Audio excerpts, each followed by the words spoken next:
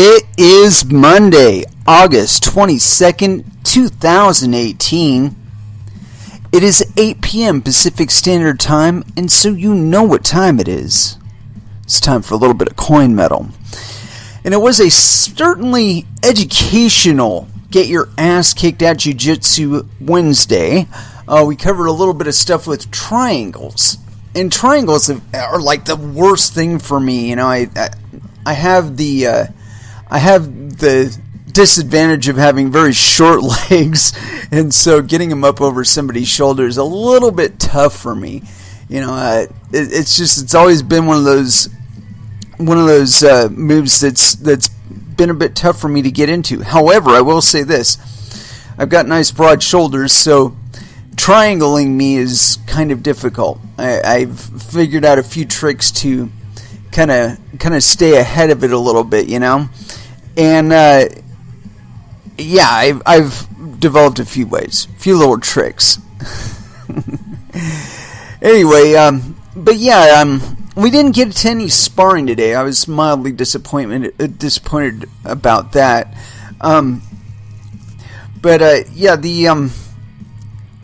Like I said, triangles is just not my thing, man. I've had a lot of difficulty with that move, and again, it's getting my hips up for it. But yeah, I would have liked to have gotten in some sparring. Unfortunately, it didn't really happen today. So, anyway, as far as crypto stuff is concerned, man, that market is getting tough out there. I've been watching it for quite a while, being the lame investor that I am, and it's been tough, especially for somebody as lame as I am. I'm sure somebody out there is making money. It certainly is not me. But you know, every dog has its day.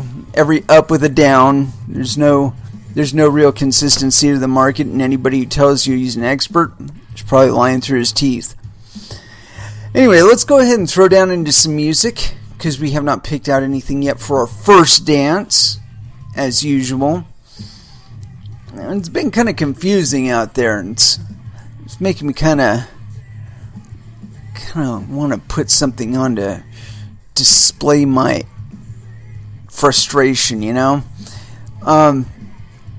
Where is it?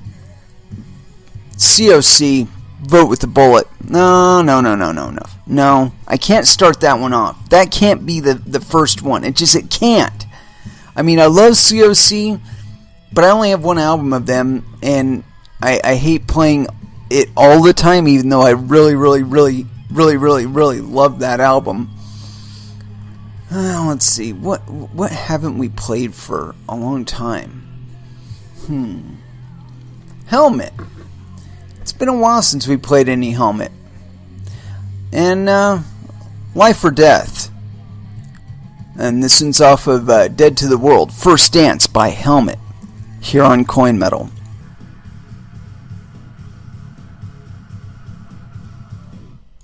And that was Sixth with Scent of the Obscene. Yeah, it's really funny. I was reading down through my Twitter, and I don't even know why, man. I got so many tabs open. I had no idea where we're going today, but we're going to get there, because, like I said, we got a lot of shit to cover, and we'll do it in no certain order or anything, of course. But anyway, I caught this one by Vinny Lingham, and Vinny's got his own project, and I forgot what its name is.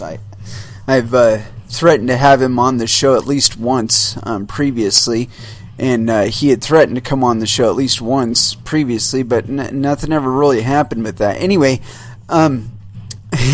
he says, let's assume Bitcoin price is being manipulated. Current investigation underway. What is the manipulation? And the top choice is artificially suppressed, meaning that the number of people that voted on this was 871. 48% said artificially suppressed. 30% said artificially pumped. 22, no manipulation. personally, I think there's plenty of manipulation. It's called the market. There's several participants, and they're acting out of their own self-interest. They're all trying to make money, and they all want to make money according to their own interests. So, like, banks, they want to tank the price because they want to make Bitcoin look like less of an option in contrast to them. Whereas Bitcoiners, they want the price to go up. So anyway, I'm going to start this episode off with this thing that you motherfuckers, Bloomberg, fuck you, hate you, motherfuckers. Anyway, so I got this article here on Bloomberg.com, and this ought to be terribly, terribly humorous, I'm sure. U.S. launches criminal probe into Bitcoin price manipulation. I didn't even get to what my response to him was on that. Let me see if I can find that. But I did reply. I said they should launch the probe up their own ass because they'd be far more like... I said, yeah, whatever. They should launch that probe right up their own asses. Far more likely to find a culprit that way. Yes, far more likely. Anyway, so here it is. U.S. launches criminal probe into Bitcoin price manipulation. This is by Matt Robinson and Tom Schoenberg. Oh, wait a minute. This thing is old. May 24th, 2018? I don't even know if we're going to go into this thing. It's fucking old. They obviously haven't turned up anything by now. Fuck it. We already started. We'll go with it depending on... Well, let's check how long it... No. Yeah, it's not all that long. Let's go for it.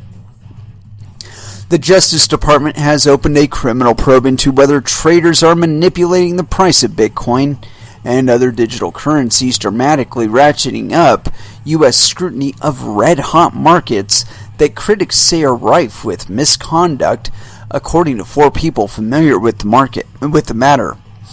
The investigation focused on illegal practices that influence prices, such as spoofing or flooding the market with fake orders to trick other traders into buying or selling, said the people, who asked not to be identified because the review is private. Yeah, whatever. Spoofing.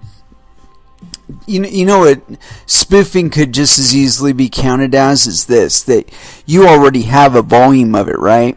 You're holding a large bag of it. You decide to put a limit order on it, and months go by, the order is not filled, and then you look at the market and you notice that it is on an uptrend, but that if you keep your current price, your current limit order in there, that you're going to lose a significant amount of money because you're going to miss the peak. So you would cancel it. Now, some people would look at that and say, oh, that's spoofing, man. No, it's not spoofing. You just made a decision that was different. You just changed your mind. Anyway, I don't want to go into this thing because, like I said, if you are worried about things like quote-unquote spoofing or manipulation or any of that other shit within cryptocurrencies, you haven't been paying attention. They've been with us from the beginning. The first altcoin boom showed us clearly that we are swimming in an ocean full of fucking sharks and piranhas and barracudas and shit that just wants to suck all the fucking money out of you and leave you dry. We've known this. This is not something new. You know? This is not we're already aware of the submarines and the minefields and all that other we know about it.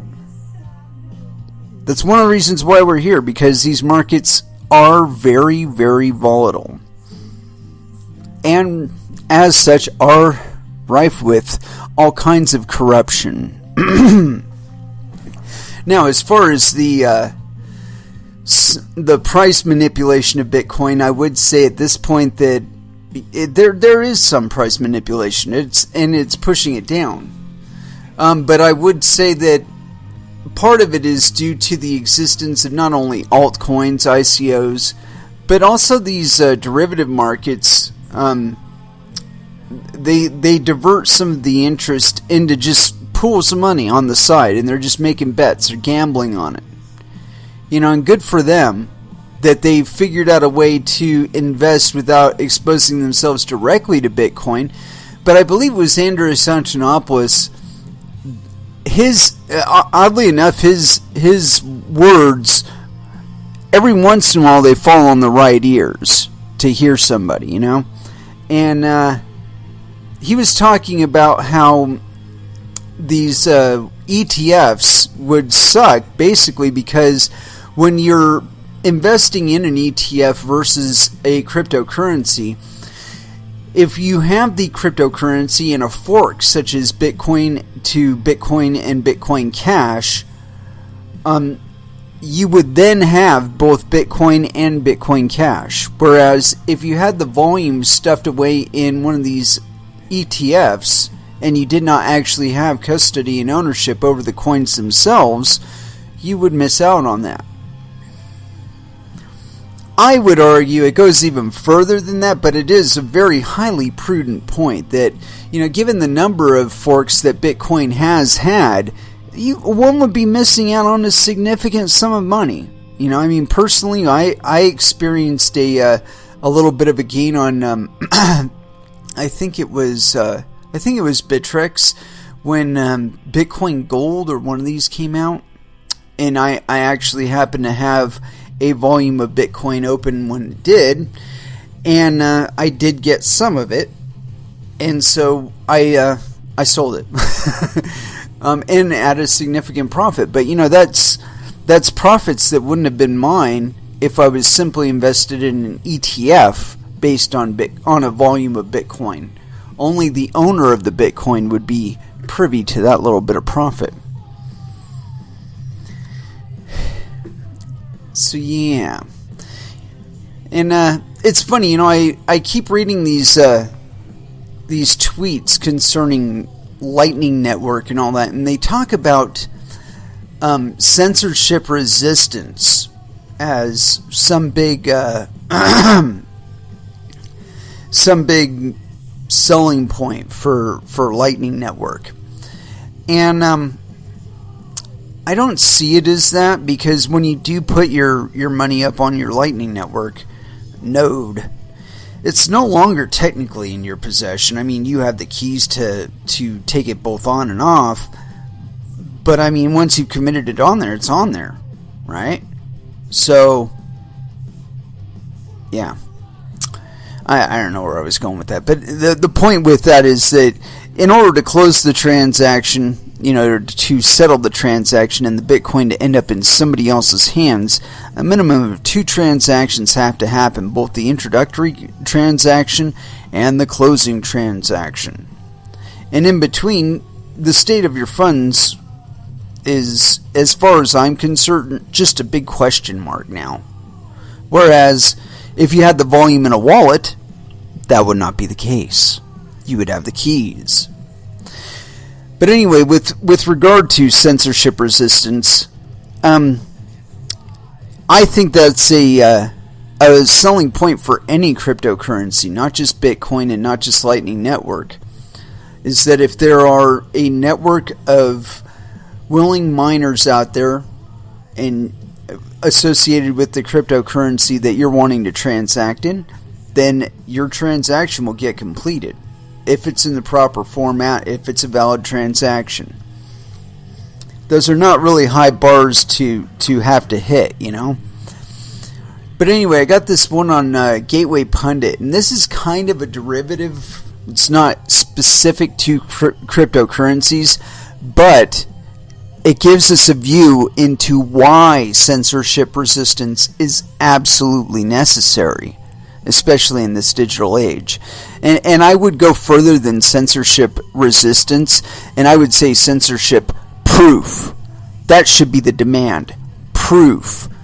Regardless of bombs and militaries and governments and all that, and corporations and all that other bullshit, I should be able to transact person to person digitally without needing anybody's consent or having to pay anybody in order to do it, other than, of course, the miners.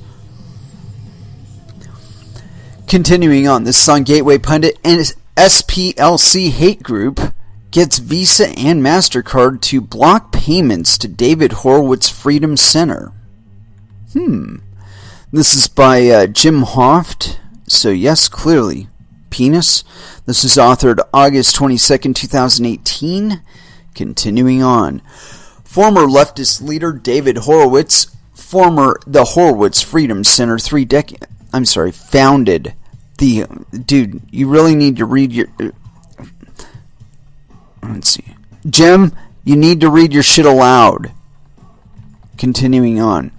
Former leftist leader David Horowitz founded the Horowitz Freedom Center 3 decades ago to speak out against the evils that the left has waged against America. The purpose of the Freedom Center is to educate Americans on who the troops of the left are, what they want, and what their plan of battle is.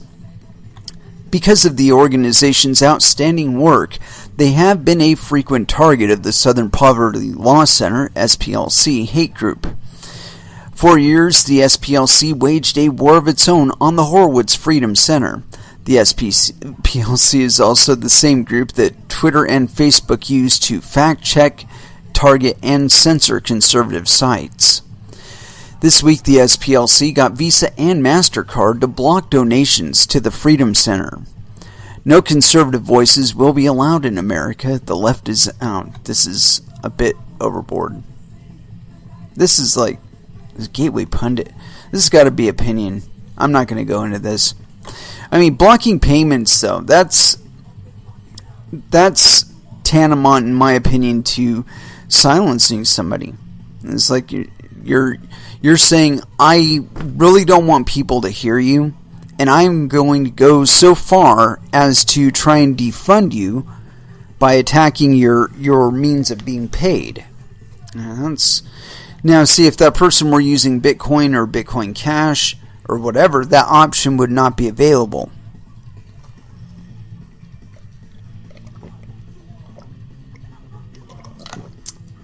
Sorry, I had to rehydrate. It's been really dry out here. I mean, like, really dry.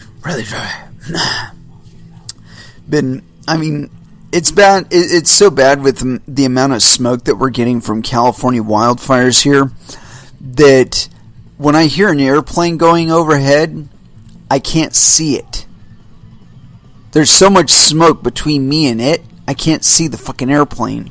As a matter of fact, seeing the moon is kind of difficult at times. Definitely need some rain. Anyway, let's see. That's something different. That's something different. That's something different, but we may get into that. Ooh. Here we go. Excuse me there. This one really piqued my interest because I've been looking for something like this to kind of improve my chops as a trader. And so here it is. This one's on BTCmanager.com. Binance Academy launches beta version, looks to incentivize course takers in BNB tokens. And this is authored on August 22nd, 2018, 2 o'clock, by Predik Macadea. Yeah, there we go. Let's check and verify something here really quick. Yes, penis. The boom in cryptocurrencies last year propelled many to move towards the cryptoverse. Even people with little or no knowledge jumped on the crypto bandwagon either to make a quick buck or lured by the underpinning technology, filling the demand for blockchain knowledge. But as the investors started pouring in, a lot of people started taking an interest in what cryptocurrencies and blockchains were and how they held the keys to changing the way the world functions. With the sudden rise in interest and not so much credible material available, enthusiasts had to struggle in understanding and expanding their knowledge on cryptocurrencies and blockchain. Although a lot of players have emerged now and a lot of universities have started providing comprehensive courses to cover this vacuum, a gap still exists for a quick, easy, and authentic platform to provide the best knowledge. Understanding this gap, providing some quality material for investors and other enthusiasts for quick reference, the world's most significant crypto trading exchange, Binance.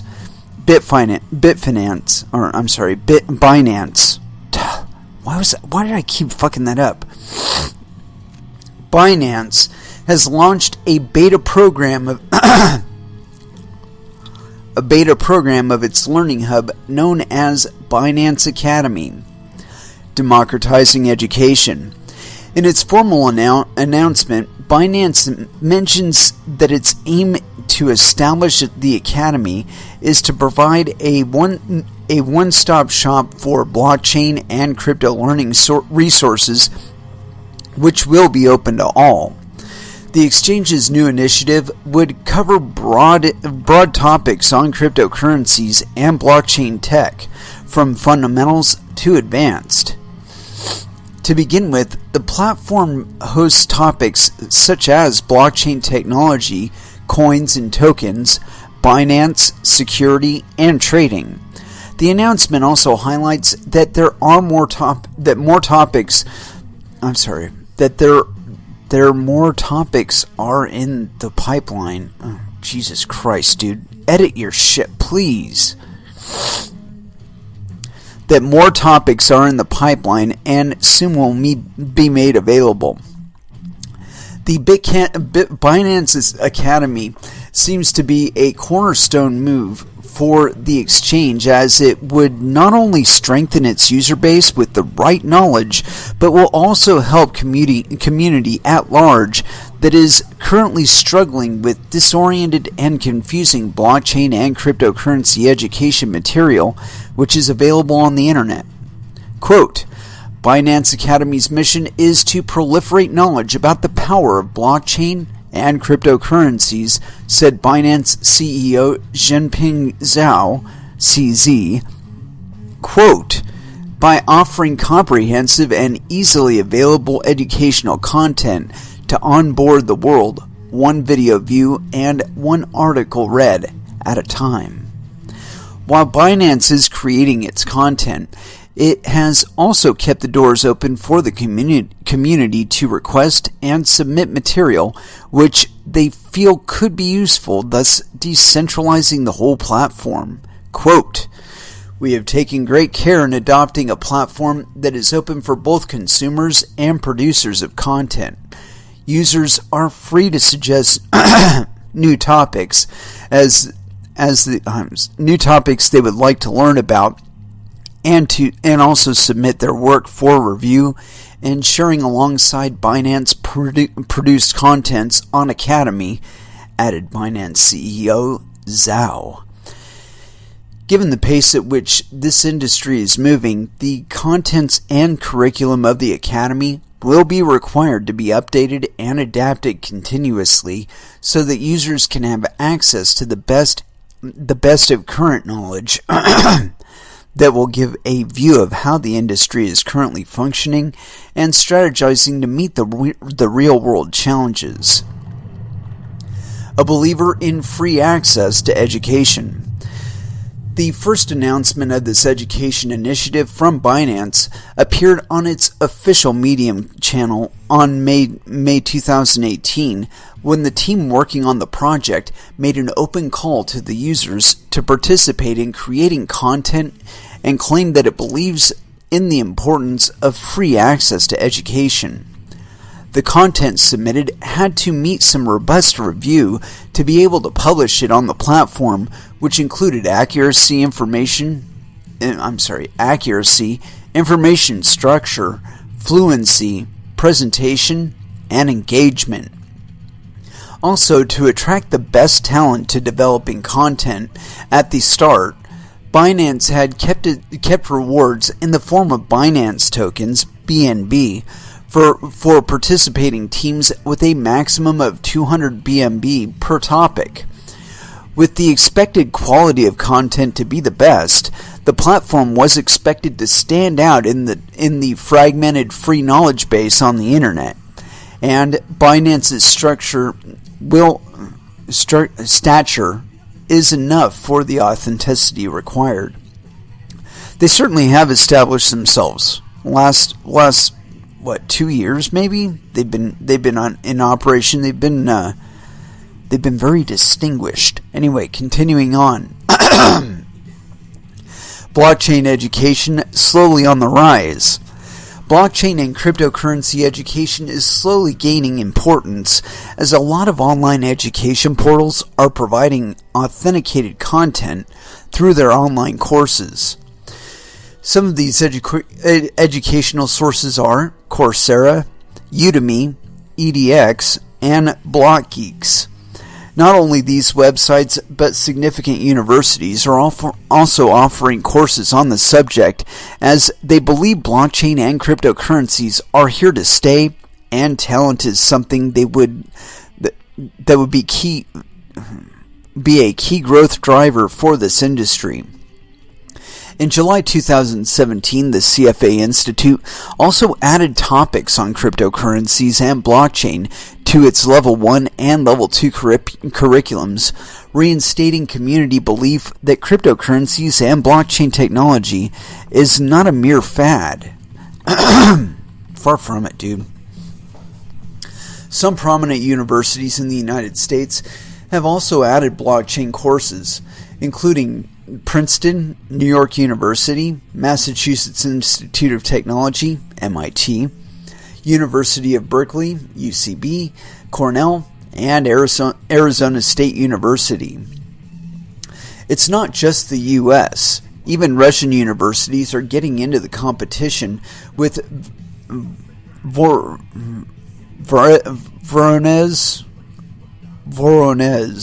State University, Novosibirsk State University, and Don State Technical University, all starting master's programs in blockchain and cryptocurrency. Yeah, whatever.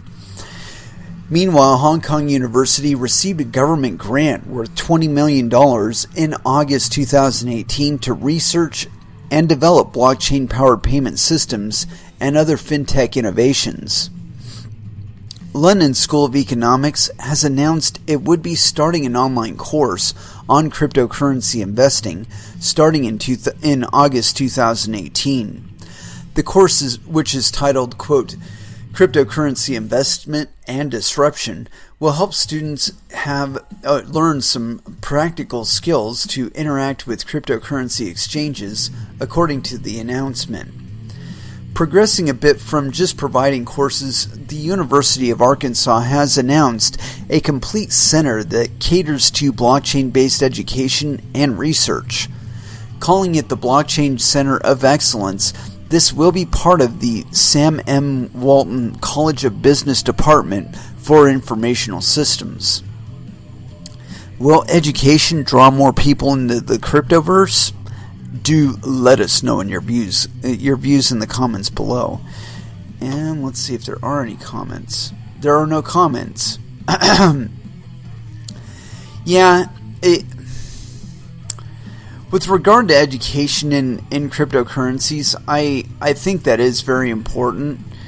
Let's see what their official announcement is. Yeah, okay. Here we go. Binance Academy joined Binance Education Initiative. Are you just as passionate about helping the progress of cryptocurrency and blockchain as we are? If so, join the Binance Education Initiative. Binance strongly believes in the importance of free access to education. With our upcoming educational platform, Binance plans to bring accurate, neutral, and entirely free information to the world. To start things off, we're putting out an open call to our users to participate. Create and submit your own educational video from the topics listed below, and your video may be displayed on www.binance.com.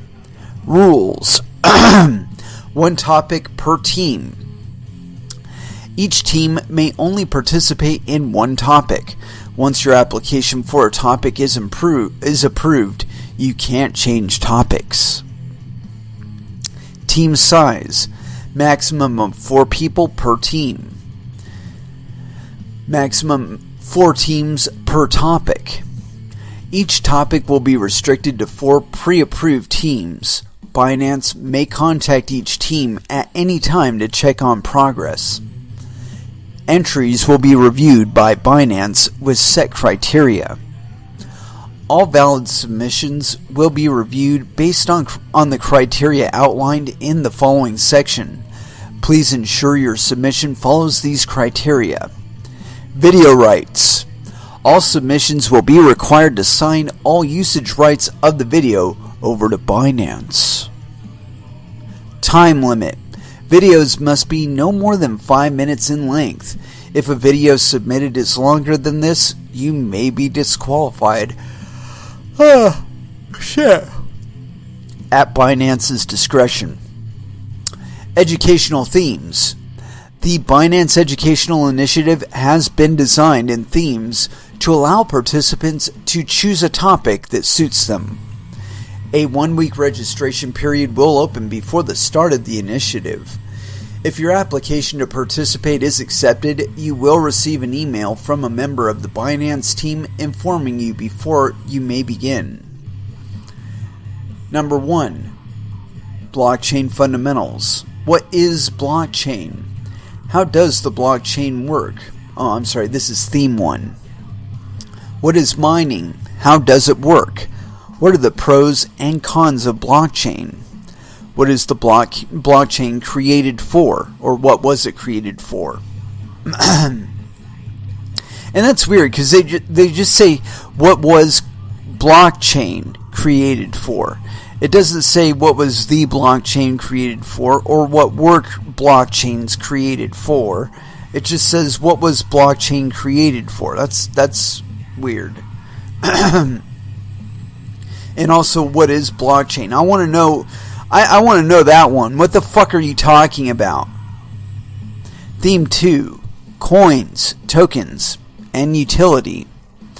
What is Binance Coin and how can it be used? 2. What is the Binance ecosystem? 3. What is Bitcoin? 4. What is Ethereum? 5. The difference between tokens and coins. Theme 3. Security.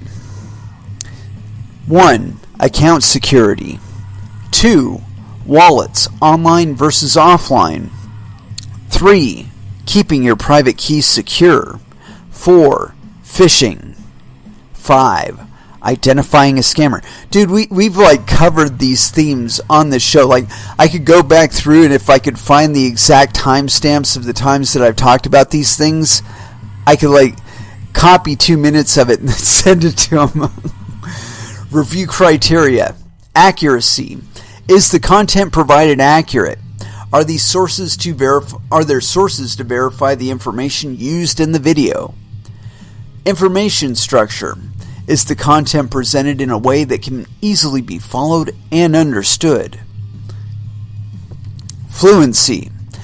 Is the presenter easy to understand? Presentation.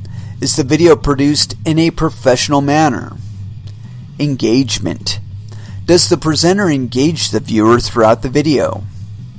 Language. Video must be presented in English. Rewards. Your video on Binance. Participating teams' videos may be displayed on Binance. BNB reward. Each participating team will receive an allocation of BNB. Maximum of 200 BNB per topic will be distributed. To apply to join the Binance Education Initiative, please fill out the following form, blah, blah, blah. and that's a Google form. And so, yeah, and the application deadline is May 30th, 2018. What? Video submission deadline June 30th, 2018. You guys gotta, like, fix that. Unless this is just really, really old. When was this? Oh, yeah, this is put out May 22nd. So, it is kind of old. But I am sure that there will be plenty of room for corrections. I mean, you know, some of this stuff, there could be some subjective terminology and understandings that I'm sure that every once in a while somebody's interest will get in there, somebody's bias, and yeah, something to watch out for. Anyway, let's go ahead and throw back down into some music because it has been a while. And you know, I've been wanting to play some Anthrax, and we've got plenty of it, so we will. Let's go off of worship music, The Devil You Know, here on Coin Metal. And that was Nothing Face with Filthy. And so I've been watching this ETF saga go on for quite a while now, as I'm sure most of you have. And I can't get terribly excited about ETFs, only because I don't plan to invest in them. If I can invest in the coin itself, why am I going to invest in a derivative of it? That just doesn't make any sense to me. If I can buy the Bitcoin, why am I going to buy an ETF that represents some share in some volume of Bitcoin? I don't get it. So anyway, I got this article here on CoinDesk. SEC rejects 9 Bitcoin ETF proposals. And this is by Nicholas D., Stan Higgins, and Mayao Shen. Let's check something out really quick here. Check and verify. So, 2 penises and a vagina. And this is updated on August 23rd, 2018. So apparently they're also time travelers as well. Continuing on. The Securities and Exchange Commission, SEC, has issued rejections to Bitcoin exchange-traded fund proposals from ProShares, Direxion, and Granite Shares. In 3 orders published on August 22nd, the rejections came ahead of previously reported deadlines arising from the SEC's public-facing approval process. Notably, the agency used the exact same reasoning and wording in all of its rejections. The agency wrote, in the case of ProShares, quote, "The Commission is disapproving this proposed rule change because, as discussed below, the exchange has not met its burden under the Exchange Act and the Commission's rules of practice to demonstrate that its proposal is consistent with the requirements of the Exchange Act, Section 6B5. In particular, Section 6, subsection B, subsection 5. In particular, the requirement that a national securities exchange's rules be designed to prevent fraudulent and manipulative acts and practices." You know what? I really don't give a fuck. Let the goddamn invisible hand execute. If it's just a bunch of fucking manipulation, we'll figure out a way to deal with it. We'll figure out a way to profit. And that'll be that. You just reconfigure your strategy and go at it again. And then they're going to have to readapt their strategy. Anyway, continuing on. And in the case of Direxion's 5 proposed ETFs, quote, "The Commission is disapproving this proposed rule change because, as discussed below, the exchange has not met its burden under the Exchange Act and blah, blah, blah, blah, blah. Same section, all that other shit. Okay. In all instances, the SEC stressed that it, quote, emphasizes that its disapproval does not rest on an evaluation of whether Bitcoin or blockchain technology more generally has utility or value as an innovation or an investment. Yes. Similar language was also used in the Granite shares rejection as well. The rejections come mere weeks after SEC commissioners completed a review on a proposed Bitcoin ETF from investors Cameron and Tyler Winklevoss, whose multi-year effort was dashed after a majority of the SEC's commissioners backed up the agency's original March 2017 decision. One commissioner, Hester Pierce, dissented that decision, later telling CoinDesk in an interview that the move to block a Bitcoin ETF is a disservice to both investors and innovators. Not really. Past issues cited. For those who have read disapproval orders for Bitcoin ETFs in the past, the language likely calls to mind the justifications used to twice strike down a proposal from investors Cameron and Tyler Winklevoss for their proposed Bitcoin ETF. Yet for the three companies named today, the proposals were unique in that they were tied to the market for Bitcoin futures rather than a fund that holds Bitcoin directly. Notably, the SEC cited in a letter from one of the current markets for Bitcoin futures in the U.S., the CBOE. Quote, additionally, the president of the COO and CFE recently acknowledged in a letter to the commission staff that the current Bitcoin futures trading volumes on CBO Futures Exchange and CME may not currently be sufficient to support ETPs seeking 100% long or short exposure on Bitcoin, the agency wrote.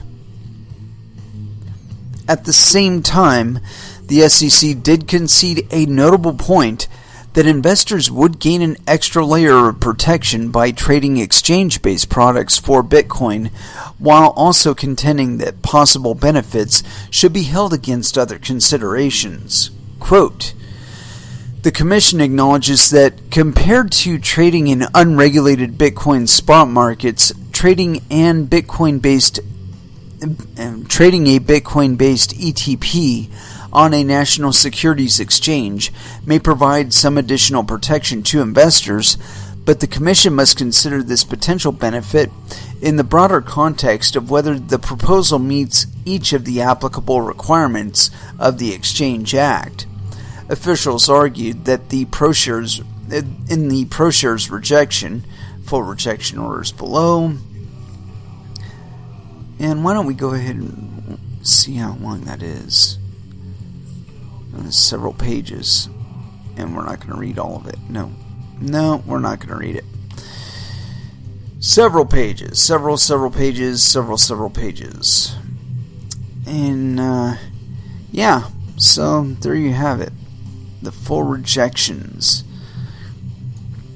Honestly, I've never felt that the anything in the Bitcoin or cryptocurrency space was contingent on the existence of such derivatives, such as futures contracts, or in fact SEC and their fucking ETF proposals that they're getting thrown in their face. I don't think these are actually useful within the context of cryptocurrencies. Again, the whole point of derivatives is to make up for inefficiencies in being able to transfer commodities. So like futures contracts, you're wanting to pay a certain price for a certain commodity or a certain volume of a commodity. At some point or another, somebody does have to take fulfillment on delivery of the item, of the commodity. Now, with regard to cryptocurrencies, the transfer of cryptocurrencies from one individual to another can be virtually instantaneous depending on the medium used. And so the whole idea of there being some encumbrance that inhibits you from purchasing or being able to get hold of a cryptocurrency, it's non-existent. So again, what's the point of needing a derivative of something that's readily available? And see, it doesn't make any sense there. With gold, there's only so many sources of gold. It is limited in existence. There's actual physical work required in acquiring the gold itself. And so there are several inefficiencies that cause lags in the market between purchase and delivery, or bid and delivery. Again, because these barriers don't exist within cryptocurrencies, there really isn't any need for a derivative to handle them, or to be able to transact a volume of them. It's all goofy. But yeah, these people, I think it's the institutional investors. It's like, we don't want to give our money to people that are involved in cryptocurrencies. We don't want to enhance their wealth, because they might turn around and do something like, I don't know, invest in miners or some shit like that, and perpetuate further the expansion of cryptocurrencies into the meat space. Heaven forbid that should occur. I might get some competition all of a sudden.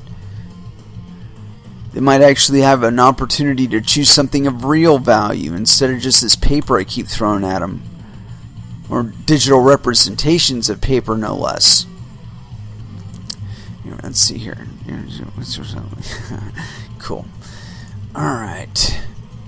So that's not what we're going with. Oh! This one I caught, and I think all of you have probably figured out my love for the concept of mining, meaning that the love that I have in my heart for you, as in somebody potentially listening to this show who isn't currently involved in mining, could get involved in it. These are ad hoc networks, meaning that you can join them and get out of them whenever you want to. And so this one's on the cryptominingblog.com. New updated Z-Enemy 1.17 NVIDIA GPU 21 miner with better hash rate. There's another Zealot/Enemy 1.17 Z-Enemy miner update from DK and Enemy that adds even more performance improvements to the supported algorithms available. The new Z-Enemy 1.17 has a major hash rate boost of 5 to 10% for X16R and X15S, XDNA Hex, X17, Bitcore, BTX, C11, Sonoa, Renesas, and Ergo lower-end NVIDIA cards like the GTX 1050 and GTX 1060 should also see a few additional percents of improvement in performance as well.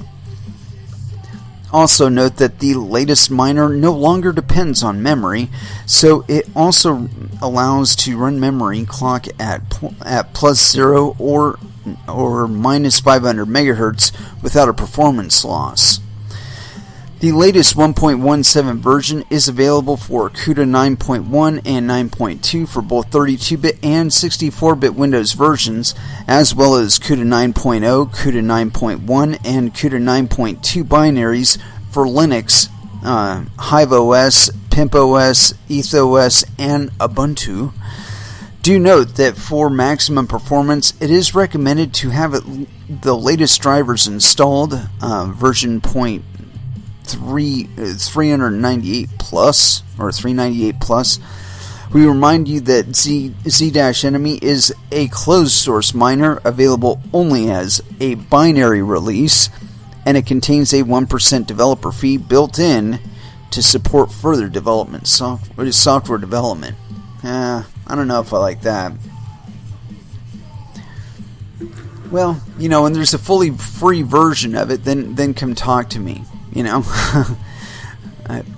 But what I was thinking about with this is that this would make NVIDIA cards that are currently available a little more profitable. So it seems that even though NVIDIA is kind of shifting their interest away from cryptocurrencies, at least for the quarter, it seems the market is still very interested in them and using their hardware to mine with. So I don't know. To me, it's kind of funny that the market has that kind of ebb and flow to it. It's like, oh, what? You're not going to make any more cards? Okay. Well, we're gonna upgrade the software to where it performs better. And speaking of upgrades, I'm sure some of you have probably heard about this N-Chain thing. It turns out that I guess CoinGeek is one person. And a lot of times when people are talking about quote-unquote miners supporting the N-Chain variant of or upgrade that's supposed to be coming in November, CoinGeek is brought up as the quote-unquote miners involved in it, or that intend to support it. So it's like, okay, one miner intends to support it. I mean, I've seen plenty of evidence on Twitter that Jihan Wu is not a fan. So,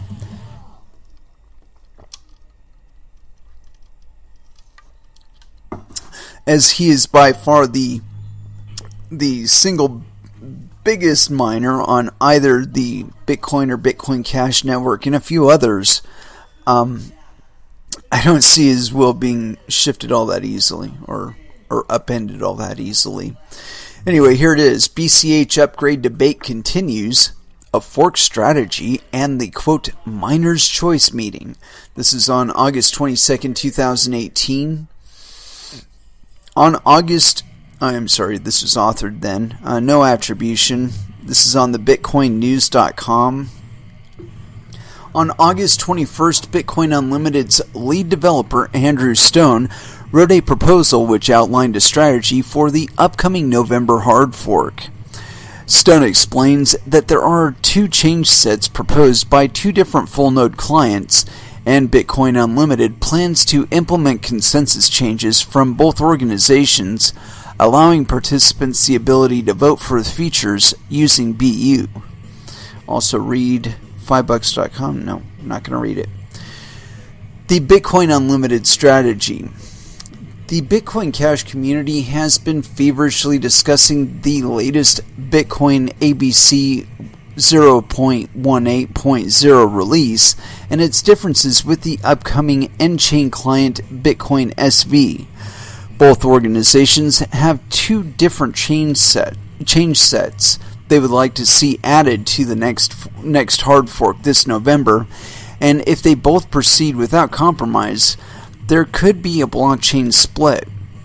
Following the ABC release, Bitcoin Unlimited's lead developer Andrew Stone published a plan called BUI IPO 98, Bitcoin Unlimited strategy for the November 2018 hard fork. There are quote, there are two change sets proposed for November 2018 hard fork that have a variety of supporters, but can be summarized as coming from Bitcoin ABC and N-Chain, explains Stone. Quote, it's ironic that these change sets are mutually compatible, yet both groups reject the other's changes. Quote, there may be some specific critiques of various proposals, but the core rationale behind the rejections seems to be the same used to block group tokenization. Fewer changes are better because every change increases risk. I couldn't agree more. Vote for compromise. Further, Stone proposes a strategy for BU's future, and the developer states that the client's message will be, quote, "Run Bitcoin Unlimited to vote for compromise." This means BU will incorporate both change sets proposed by nChain and Bitcoin ABC, and they can be activated in two ways, Stone emphasizes. Quote, "Either can be activated via BIP 135, a generalized form of BIP9 miner voting via version bits, i.e. the same way they incorporated SegWit, explicit configuration, or development time and feasibility permitting, emergent consensus." Stone notes, quote, "By allowing BIP 135, we move a minor voting process that allows individual features to gain agreement before activation. We move to a minor voting process that allows individual features to gain agreement before activation.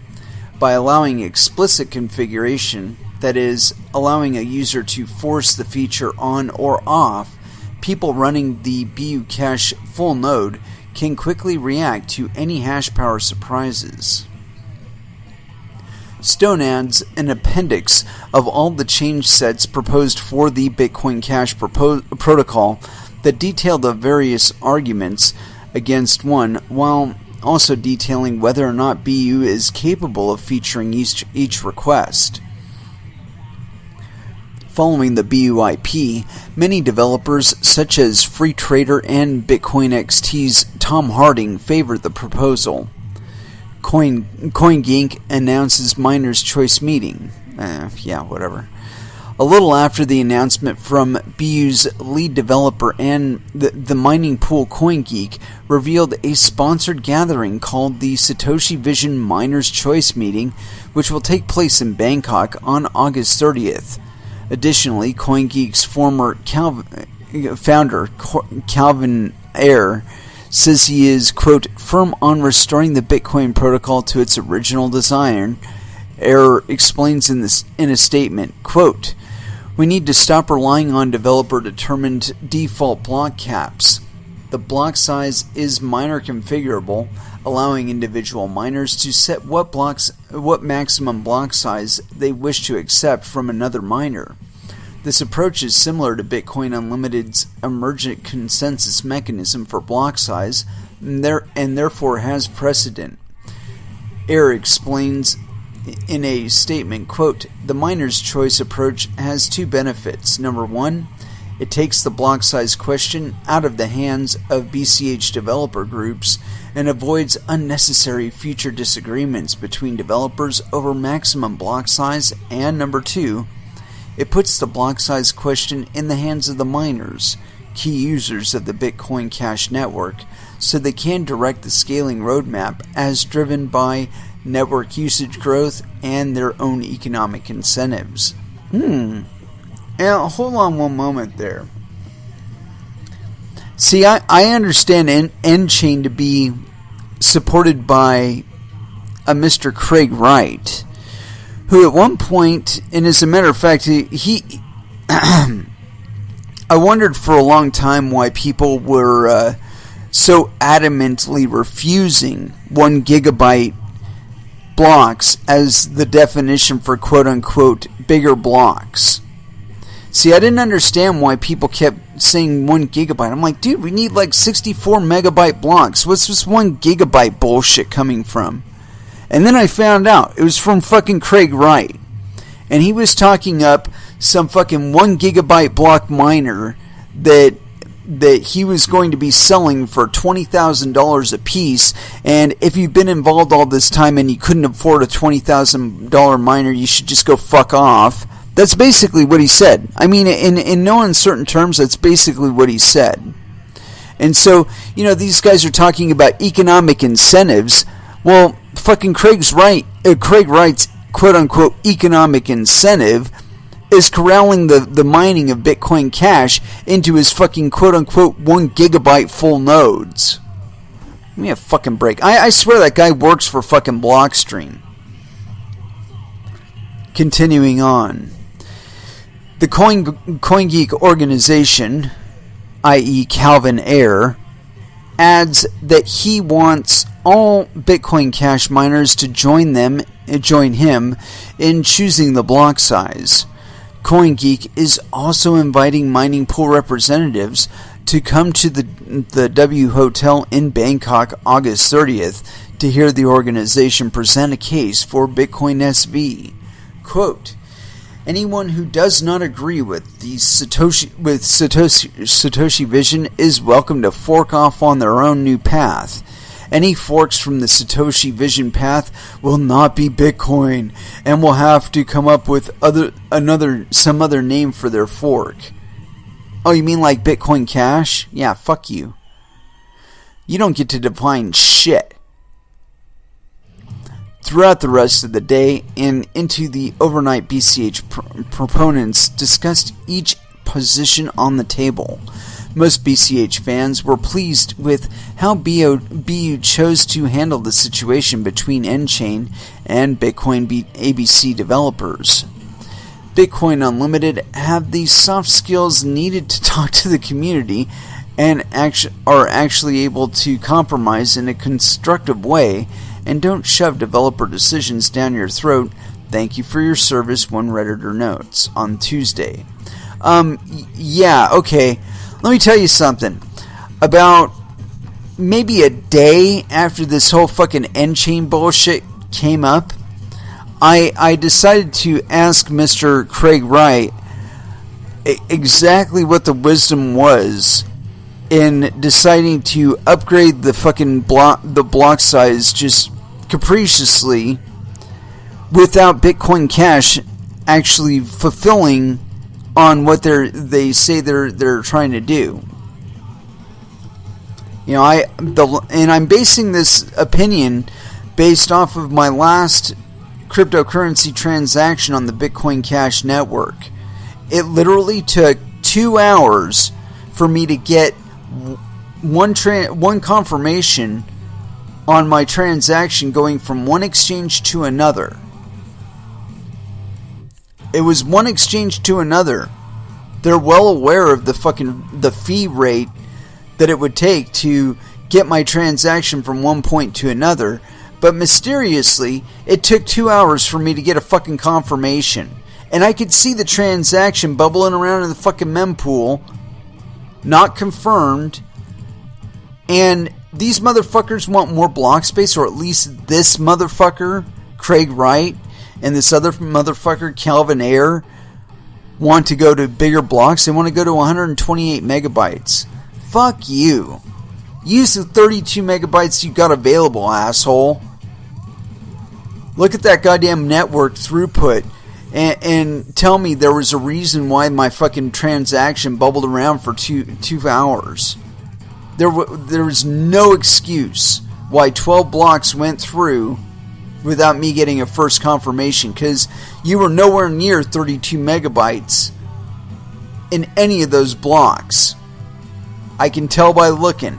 You had 1 to 4 megabytes in each of those blocks with a maximum throughput capacity of 32 megabytes, and you're still fucking around with my transaction in the mempool for 2 hours? Give me a fucking break. Satoshi's vision my ass.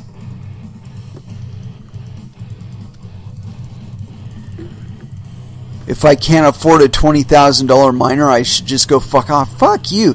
Well, anyway, the point that I was getting to with this, okay, this last paragraph talks about their soft skills and shit, right? So I asked this question. I did not curse. I was not belligerent about the question that I asked. And this motherfucker blocks me. CSW blocks me.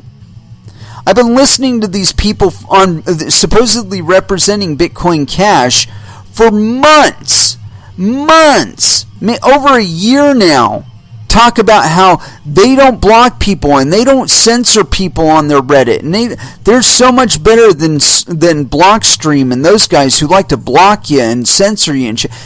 And this shit comes out.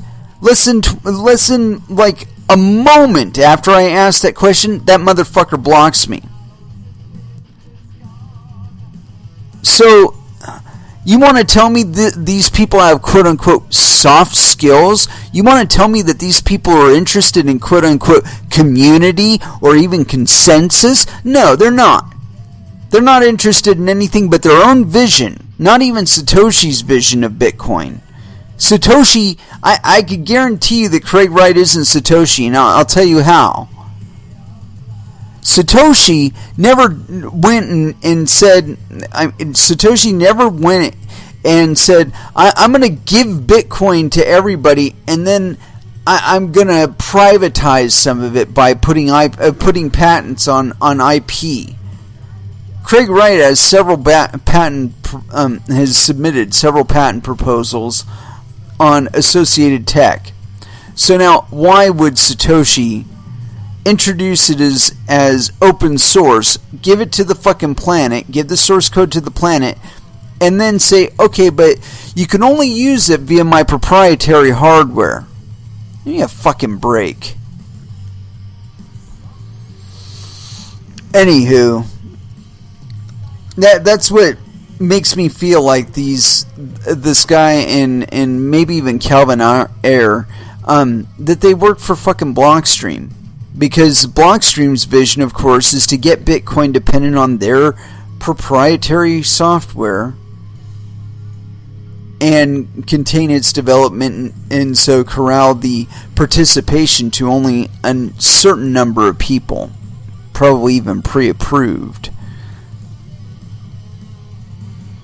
But here's the thing, that both these people and the Chinese government, because I guess they're doing some new crackdown or another,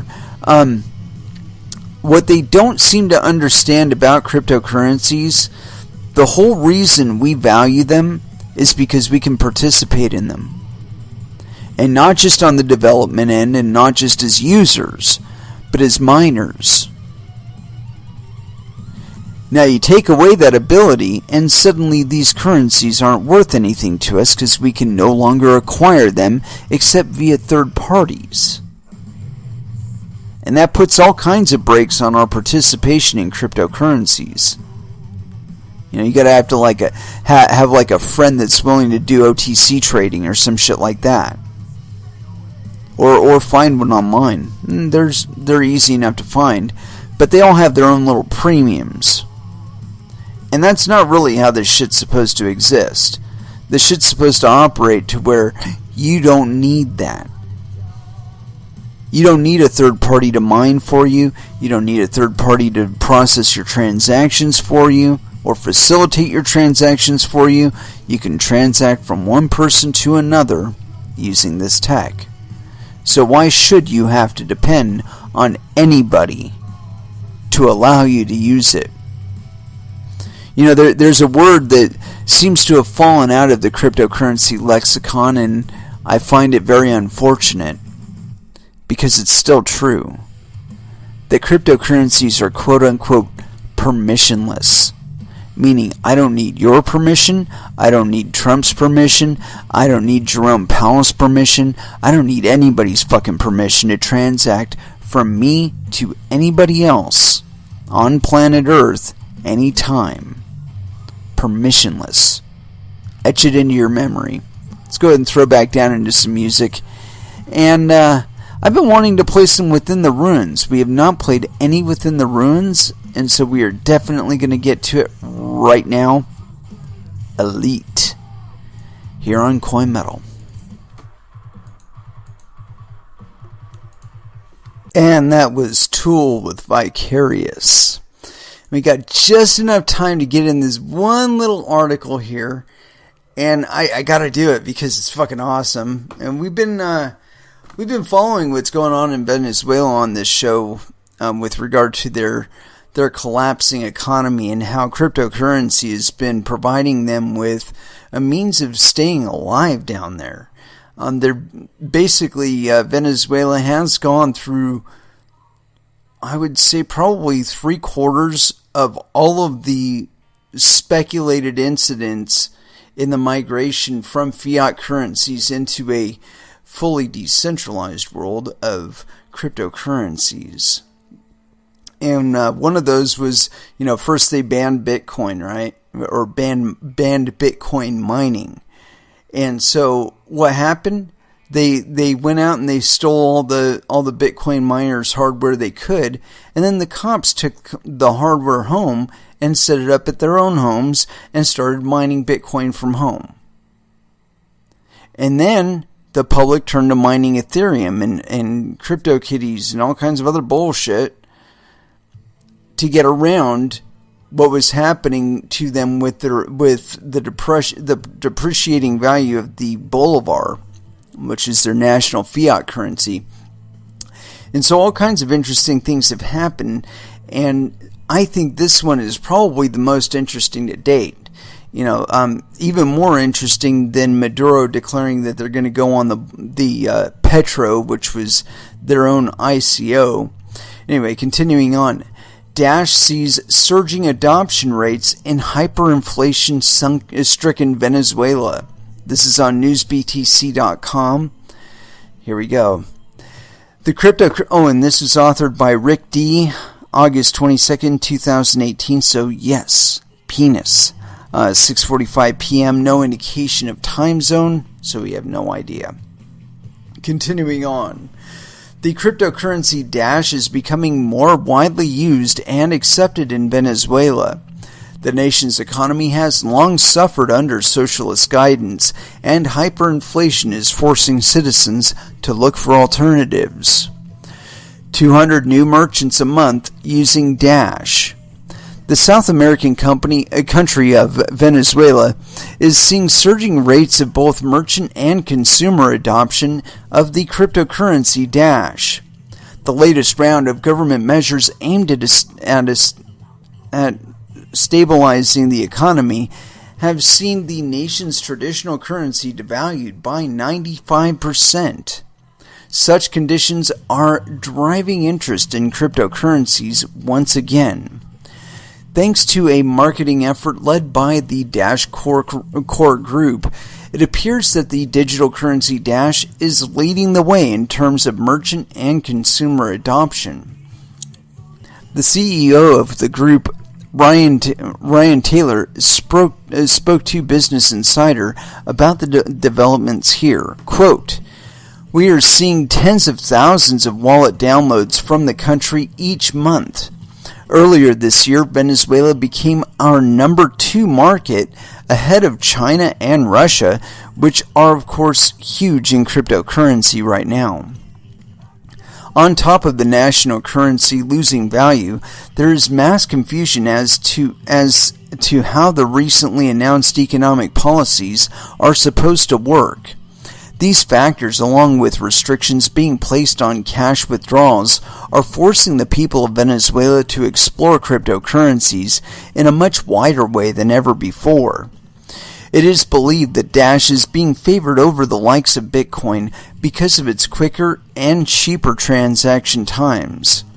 Merchants, including big names like Subway and Calvin Klein, prefer to use cryptocurrency because, in the time taken to process a credit card payment, the value of the Bolivar has often dropped even more, Taylor explained. Quote, "Effectively, even if I accept a credit card, 3 days later when the funds hit my account, it's worth significantly less in Venezuela than when the authorization went through." He went on to explain that merchant adoption of cryptocurrency has exploded in recent months, with as many as 200 new vendors allowing payments in Dash payments per month. Dash is also better suited to promoting itself to the masses than a fully decentralized solution like Bitcoin, since 10% of its mining reward goes directly to the team behind the project. Funds have been available to launch a large marketing effort in Venezuela. Around $1 million has been spent on billboards and educational programs to teach people how to use the currency. With other nations such as Turkey on the verge of similar financial meltdowns, Taylor believes that citizens of more countries will need to embrace cryptocurrencies to protect their wealth in coming years. He stated, quote, We're going to try to be successful first in Venezuela before branching out to try this in other countries.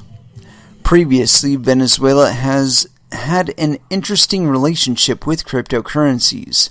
Demand for Bitcoin has long been large in the nation due to the economic hardships faced there. Mining for a passive income became a popular means to get by before the government clamped down on the activity. More recently, authorities themselves launched the world's first state-issued cryptocurrency, the Petro. This has since been declared the second national currency of the country. Evidently, the people are finding it easier to trust in more decentralized options than those peddled by the creators of the situation, forcing the move away from the Bolivar in the first place. There you go. Yeah. So, there you have it. Bitcoin fucking the dog again, trying to force people to do their transactions off chain. Well, there you have it. Right off of your blockchain Bitcoin and right onto Dash's. There you have it. And I honestly believe that migration is going to continue as the core team tries to force people to adopt means of transacting Bitcoin that are not in line with the original ethos of Bitcoin. People will simply go to coins that are operating in line with their original ethos, or at least with their stated ethos or ethoses. But they'll be making their value decision based on that alone, and simply disregarding Bitcoin in the face of their direct needs. This is as I have predicted, and it will continue as I have predicted going forward. You can bet on it. Anyway, it is with that I would like to close out this episode. We're running a teeny tiny bit long, but we do have to get in our last dance.